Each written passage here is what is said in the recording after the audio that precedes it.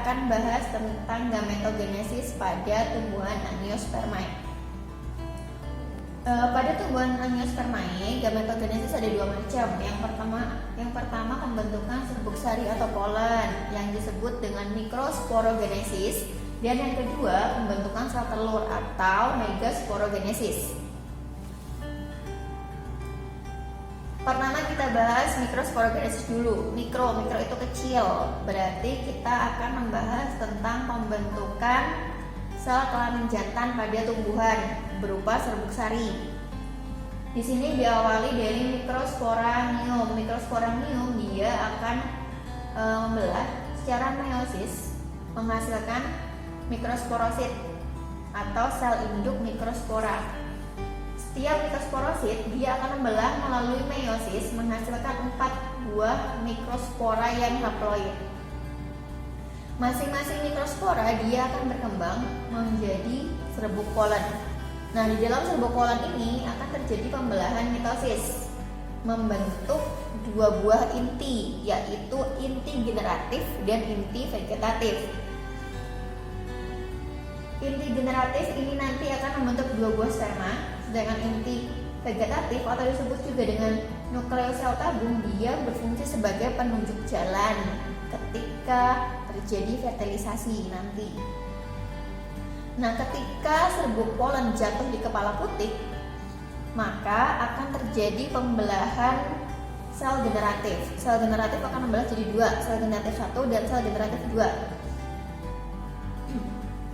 Sel generatif 1 dia nanti berperan untuk membuahi sel ovum, sedangkan sel generatif 2 dia akan membuahi inti kandung lembaga sekunder. Next, yang selanjutnya kita akan bahas tentang megasporogenesis. Mega itu besar, berarti di sini kita akan membahas tentang pembentukan sel ovum pada tumbuhan Angiospermae. Di sini diawali dari megasporangium. Jadi dalam megasporangium ini terdapat sel diploid besar yang disebut dengan megasporosit atau sel induk megaspora. Megasporosit membelah secara meiosis menghasilkan 4 sel haploid. Namun hanya ada 1 yang bertahan hidup sebagai megaspora. Jadi hampir sama seperti yang ada pada oogenesis tadi. Kalau pembentukan ovum berarti 1 megasporogonium atau 1 sel induk megaspora, dia hanya akan menghasilkan 1 buah megaspora yang berfungsi atau yang hidup.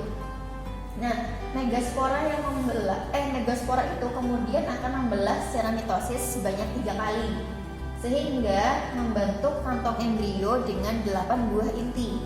Kok banyak? Apa aja intinya? Kenapa ada 8? Nah, 8 itu terdiri dari 3 buah sel antipoda letaknya di bagian atas, 3. Kemudian di bagian tengah yang menggantung 2 ini adalah inti kandung lembaga sekunder. Lalu ada yang bagian bawah itu ada 3 buah sel inti, di mana bagian tengah adalah sel ovum dan 2 di sebelahnya adalah sel sinergit. Jadi inti kandung lembaga sekunder ini dia akan bertemu dengan sel generatif 2 dan sel telur ini dia akan bertemu dengan sel generatif 1.